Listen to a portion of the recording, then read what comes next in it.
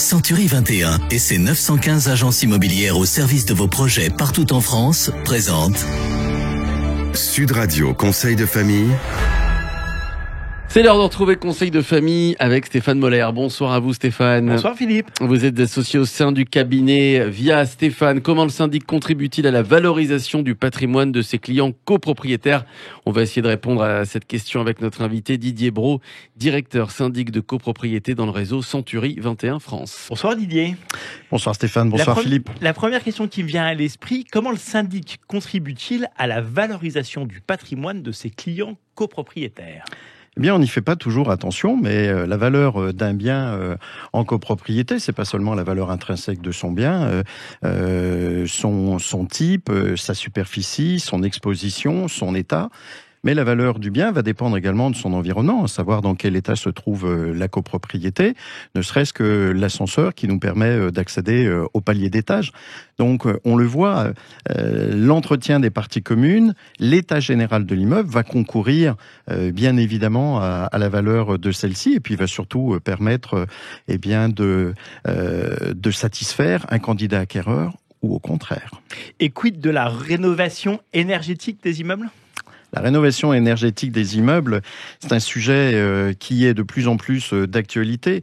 On sait que depuis les accords de Kyoto, les gouvernements successifs ont mis en place des politiques incitatives pour ramener les copropriétaires à rénover énergétiquement leur appartement. On sait qu'en France, 44% des gaz à effet de serre sont émis par le bâtiment. Donc on le voit, un rôle important. Cependant, malgré cela, on peut constater et regretter que les copropriétaires ne soient pas forcément enclins aujourd'hui à aller vers la rénovation énergétique de leur immeuble. Alors, autre élément de la revalorisation du patrimoine, c'est quoi le plan pluriannuel des travaux ? Le plan pluriannuel de travaux, c'est tout d'abord, il est arrivé avec la loi Allure en 2014.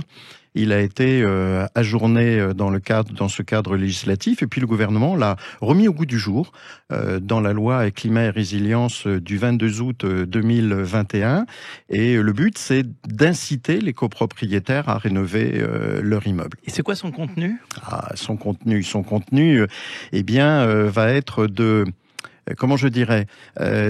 lister tous les travaux à réaliser sur une période de 10 ans.